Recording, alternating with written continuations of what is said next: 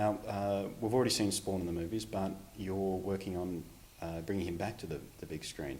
Are you looking to take it to a big studio again, or again take some more direct creative control and write, direct, produce? Well, as you might imagine, with I mean, let's just sort of go real quick. The Spawn movie comes out; it does pretty well. Opens up to 20 million U.S. in America. Does okay overseas. On a scale of 1 to 10, I'd call it a 5. I mean, it was okay. It was, you know, we had a lot of people who'd never done a full-length feature working on it. We did the best we could. And then it bounced around at a couple of studios. They couldn't quite figure out what to do with it.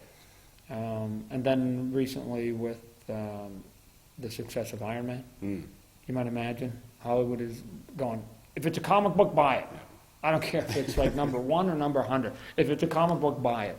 So they're on this buying frenzy. And you might imagine, they're scratching their head a bit going, why has nobody got Spawn? I mean, or they actually assume that he's already been bought.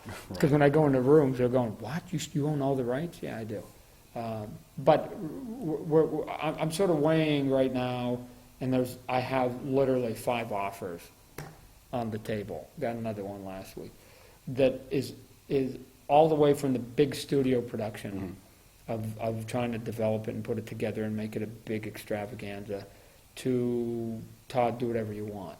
And the Todd, do whatever you want, to me is a small, tight, budgeted, very tight scripted, not a lot of grand scene setting stuff, because again, I knew the budget was going to be small, and make it an R-rated, dark, spooky movie in which the whole movie is real, except for one element in it is out of the ordinary, and that's the thing that we intellectually would know to be Spawn. He's just a force of nature.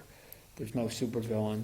There's none of the traditional trappings of a comic book, and so it's more like a movie like L.A. Confidential or Departed, and except for there's one thing that moves, and there's only a couple of the characters in the movie that actually even know that the shadow is moving, and of those, they're not even sure that they see what they think they're seeing, and they just think they're getting paranoid because of some of the activities that they have. So Spawn is more of a catalyst in the movie.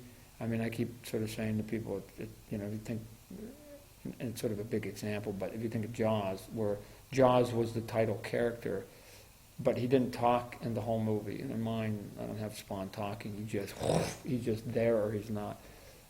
And the story is more about those that are hunting the shark, if you will, and my shark happens to be Spawn. And why would I go there? One, because I know that I can do that on a tight budget, and two, I think sometimes when you bring a big brand to the screen, there's luggage that comes with it, and it can, you know, the fans sort of get sort of goofy. But I've got 2 daughters now. My 2 oldest are female, and I go, I know there's a way to make a movie that they would go to. Not, I don't want to make a girls' movie, but I'm saying they go to creepy, scary movies, and make it a movie that a certain crowd will go to. Oh, and by the way, those of us that know it's based on that comic book are going to go anyways, even if it's just curiosity. I'll still get those people, but I'll still get the layman who's just a moviegoer to go, and I don't want them to feel they have to have read the book, and I don't want them to feel that this is an origin story. I just want it to be a cool trailer that they look at going, wow, and then at the end it's Spawn, and they go, you know, I think I may have heard of that, and but not enough.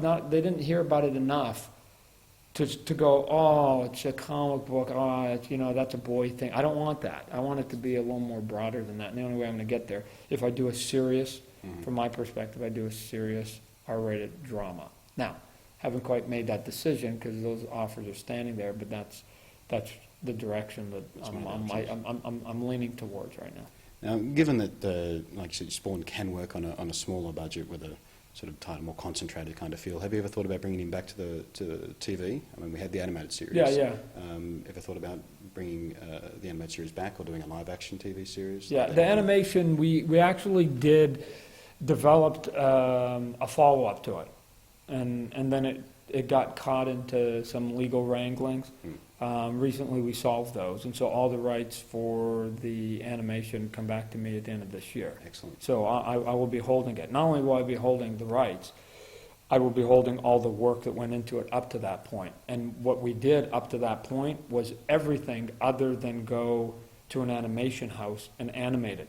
All the voice work was done, all the storyboards were done, all the character designs, all the background, all the color work. I mean, there is a tremendous amount of work that has to get done. The breakdown happened in trying to choose what studio to go to, Right. and that's where the disagreement came. But we've since recently resolved that. So once all those rights come back to me at the end of this year, I mean, I'm 85% done with it. I just have to literally pick a studio, put a music score on top of it, edit it, and I'm done. Oh, by the way, it's an 85-minute movie right now. It's because it was intended to be originally a direct-to-DVD.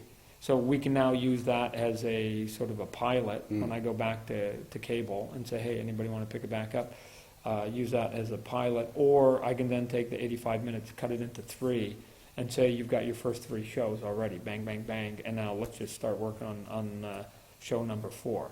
But, I mean, obviously my first choice would be to go back to HBO because they were the ones that gave me the break on the first one. But if they say no, I have total confidence there's enough cable stations out there that are looking for something that will bring an audience to them, that the animation will get back on the air. Excellent. Very happy to hear that. Yeah. So it'll probably end up happening as weird as it is. In '97, the movie came out and the animation came out at the same time, almost within 2 months, and we sort of had it.